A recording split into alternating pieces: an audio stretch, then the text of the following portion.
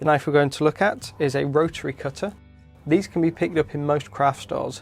They're not necessarily unique to leatherwork, however you can use them very much for cutting softer leathers.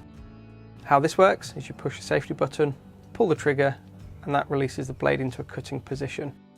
Slight problem with these is that they do blunt quite quickly. They're not particularly thick metal. They will cut thinner pieces quite nicely. This is some upholstery hide, and this is just a straight cut. It's not something that you'd necessarily strop, you just replace these blades, but as you can see, they do cut quite nicely. So a rotary cutter can be picked up from most craft stores or online shops that sell craft goods. Affiliate links for the items featured today can be found in the description below. Buying any of these items through these links will help to fund the channel. If you like this video, hit the thumbs up button. If you aren't already, subscribe and hit the bell icon to be notified when a new video is being released. If you have any questions about what you've seen in this video or suggestions for future videos, please leave a comment down below.